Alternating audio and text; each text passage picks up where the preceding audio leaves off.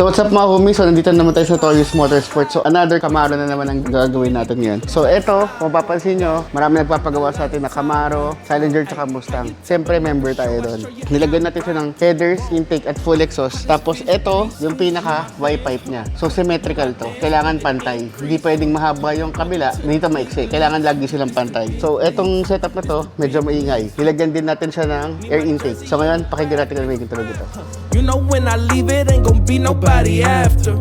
If you scared, call your past, go to church or something. I've been in here working some, been heartbreak, I'm hurting some. I was up all night, I seen the sun come up a first or something. I feel alright, drag the curtains on them, hey, whoa. Hopping it quick, I go. I take this ain't old, I just slid, I know. Okay, what's poppin'? Way too many people tryna stop them. Whoa, a lot of talk. Ay, how you tell but never show? I show you how I'm rocking. Whoa, how this fish grease? Need my bands, do my dance with the increase. Welcome to the big leagues. This the big leagues. This the big leagues. Yeah. Notorious.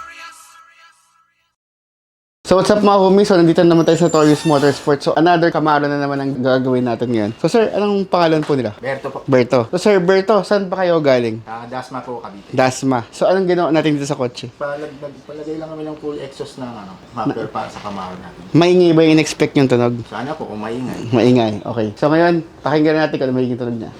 So what's up mga homies? So nandito na naman tayo sa Notorious Motorsports. So summer na, may mga summer na deal kami ngayon. So eto, kung mapapansin nyo, marami nagpapagawa sa atin na Camaro, Challenger, tsaka Mustang. Siyempre member tayo doon. So malaking bagay yon. Medyo na-familiarize natin lahat ng mga muscle car. Kasi isa sa mga gumagawa doon, isa tayo doon. Trusted tayo na gumagawa doon. So eto, kung mapapansin nyo, meron na naman tayong Camaro RS na project. So ano bang ginagawa natin dito sa Camaro RS na to? Nilagyan natin siya ng headers, intake, at full exhaust. Tapos susunod, gagawa natin siya ng remap or i-remap natin siya. Custom tune para mag-pops and bang. So ano bang ginawa natin dito? So ito, nilagyan natin siya ng HKS muffler tip. Tapos nilagyan natin siya ng custom muffler. So ito, gawa natin. Custom muffler yan. Tapos ito, yung pinaka Y-pipe niya. So symmetrical to. Kailangan pantay. Hindi pwedeng mahaba yung kabila, dito maiksi. Kailangan lagi silang pantay. Para yung buga ng pinaka fumes niya, pantay. So ito, lagyan pa rin natin siya ng resonator para sa back pressure. Kasi napaka-importante nito. Kailangan lahat ng kotse talaga meron resonator. Kasi para pag sinun natin, mas mataas yung horsepower na aabutin. So ito, syempre, 304 stainless. Naglagay rin tayo ng flexible pipe para maiwasan natin yung vibration. Then, tinanggalan natin yung catalytic converter. Tapos naglagay tayo ng 3-inch na pipings. So para dire-diretso na siya. So etong setup na to, medyo maingay. Nilagyan din natin siya ng air intake. So ngayon, pakinggan natin kung may tunog ito.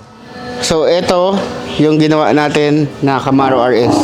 2022 model. So ano pa bang ginawa natin? Nilagyan natin siya ng air intake. So air intake, Datatech ang ginamit natin para medyo maingay yung pasok ng hangin. So more hagok, more power. So ngayon, pakinggan natin kung ano may tunog niya.